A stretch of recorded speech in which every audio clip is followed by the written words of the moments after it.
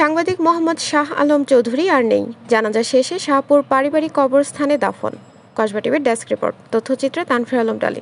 শিরোনাম নিয়ে সাথে আছি আমি ফারজানা রূপা। কসবা টিভি, হৃদয়ে বাংলা।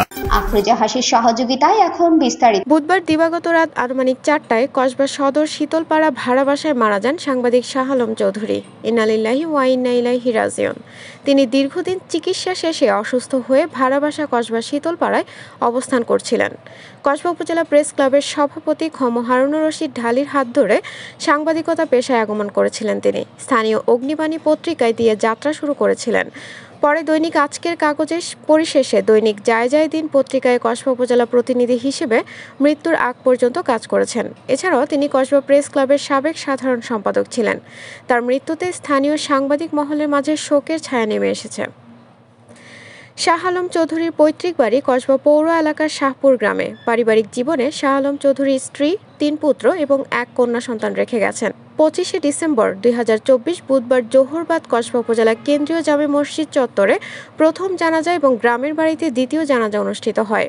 প্রথমে উপজেলা কেন্দ্রীয় মসজিদের পেশ ইমাম আব্দুল হান্নান জানাজা পরিচালনা করেন। পরিশেষে পারিবারিক কবরস্থানে তাকে দাফন করা হয়। তার মৃত্যুতে কসবা উপজেলা প্রশাসন, কসবা থানা পুলিশ প্রশাসন, কসবা উপজেলা প্রেস ক্লাব, কসবা টিভি ও অপরাধপত্র পরিবার, কসবা প্রেস ক্লাব সহ বিভিন্ন রাজনৈতিক দল সহ সামাজিক সাংস্কৃতিক সংগঠনের নেতৃবৃন্দ গভীর শোক সহ সমবেদনা জ্ঞাপন করেছেন। এলাকার গণ্যমান্য ব্যক্তিবর্গ সহ বিভিন্ন শ্রেণী পেশার মানুষ জানাজায় অংশগ্রহণ করে তার প্রতি সমবেদনা জ্ঞাপন করেন। কসবা প্রেস ক্লাবের সদস্যরা ফুল দিয়ে শ্রদ্ধা নিবেদন করেন।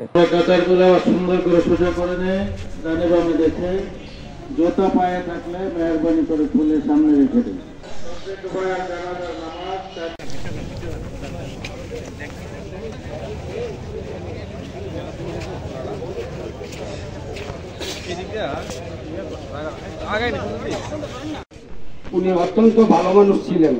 আমি ওনার সন্তানের সমবয়সী, কিন্তু ওনার কসবাতে বসবাস করছেন। আমরা যখন আমি আর নাতি যখন কবিতা কাজে নিয়ে ওনার পাশ থেকে বেরিয়ে অংশগ্রহণ করি, তখন একটি ছিল যে কখন যে আমার চিঠিও চলে আসে।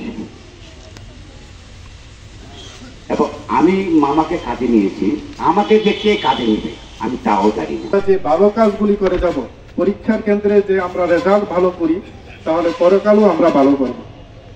আমরা এই মায়াতের জন্য আল্লাহর কাছে দোয়া করি, আল্লাহ পাক রব্বুল আলামিন যেন তার যাবতীয় কবিরা সগীরাগুলি মাফ করে দেন।